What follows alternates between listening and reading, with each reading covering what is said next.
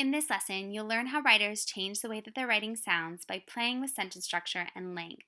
And then you are going to have a chance to go and to revise your name vignette to play with sentence structure and length to see if you can maybe change the sound. The reason we chose this technique for your revision lesson is because Sandra Cisneros does this all over her writing, and she does it in two ways. Strategy number one, she stacks short sentences, one upon another, creating this stack of itty bitty sentences. Let's look at an example. This is her first paragraph of her name vignette. In English, my name means hope. In Spanish, it means too many letters. It means sadness. It means waiting. It is like the number 9, a muddy color. I want you to notice that she doesn't use any conjunctions like and or but.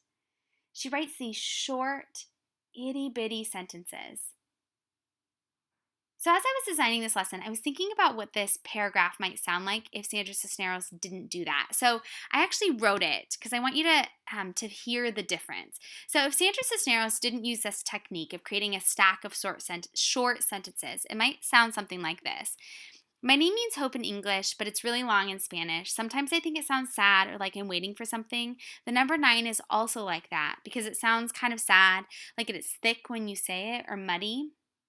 What I want you to notice about when I read the paragraph that I wrote, it sounds more conversational. It sounds like I'm telling you about the meaning of my name, or I'm just talking to you about the way it sounds. Instead, when Sandra Cisneros stacks these short itty-bitty sentences together, she creates almost this poetic sound. I want to look at an example from something I'm seeing in a lot of your writing. Especially in this first paragraph, your name story, I'm seeing a lot of paragraphs that sound really conversational. It sounds like you're telling me just about the story of your name. They sound something like this. When my mom was pregnant, my parents talked about what to name me. They couldn't decide, so they looked online at a list of baby names and picked one. They chose Billy because they thought it sounded cool and it was a singer my dad liked. Although this is great writing, it's really conversational. It's like you're sitting down with me and you're just telling me the story that your parents told you the night before. So I want you to try to take this paragraph and see if you can make it sound like Sandra Cisneros writing. If you can make it sound like you're stacking these short sentences one upon another and creating this poetic sound to it.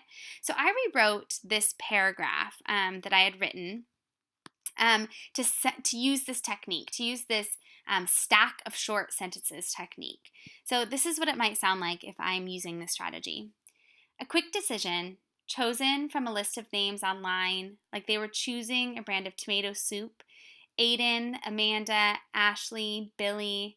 How about Billy? My mom asked. Sounds good. My name could have just as easily been Campbell's. So I want you to notice that I'm including all of the same information, but by using this stack of short sentences and kind of mixing it up, I'm making it sound different. I'm going to ask for you to pause the video right now and to go and to find a spot in your writing. Maybe that's a whole paragraph, maybe that's just a chunk of a paragraph, where you can try on this technique of stacking one itty-bitty sentence upon another. And feel free to use fragments. Fragments are these sentences like this, like just Billy or just sounds good, where I'm not actually using a subject and a verb. I'm just having like one word period. That's okay when you're writing poetic writing like a vignette. Okay, I want you to go try it and then come back to the video for strategy 2. Okay, so the second strategy that Sandra Cisneros uses, I'm going to call a description caboose because I think it's kind of like a train. So she takes a sentence, a normal sentence like, it is the Mexican records my father plays on Sunday mornings when he's shaving, right? So here's her metaphor. And then what she does is she adds a description caboose. So she might say something like, songs like sobbing. So here she has, it is the Mexican records my father plays on Sunday mornings when he's shaving, comma, description caboose, songs like sobbing. She also has sentences where she adds 2 description cabooses. So let's look at one of those. Here's her sentence. I would have liked to have known her, her grandmother, right? I would have liked to have known her is their sentence. Here's their description caboose. A wild horse of a woman, so comma, a wild horse of a woman, and then so wild she wouldn't marry, right? Description caboose, description caboose. Let's look at another. I would like to baptize myself under a new name.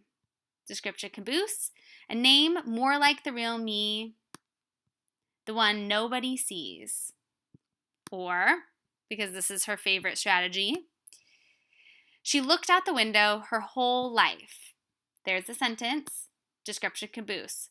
The way so many women sit their sadness on an elbow. Or, at school they say my name funny. Description caboose. As if the syllables were made out of tin and hurt the roof of your mouth.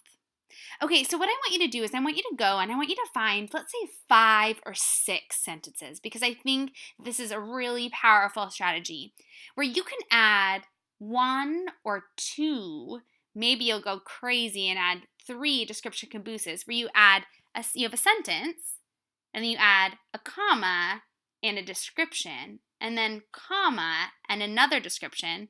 Or you might just have the one description caboose where you have sentence and then comma, a description, period. So I want you to pause the video now, go try that on. By the end of this revision lesson, you should have at least one section of your text where you're using the strategy of these short stack of sentences, and then at least a couple of spots, let's say 5 or 6, where you've added description cabooses onto your sentences that you've already written. Okay, have fun revising.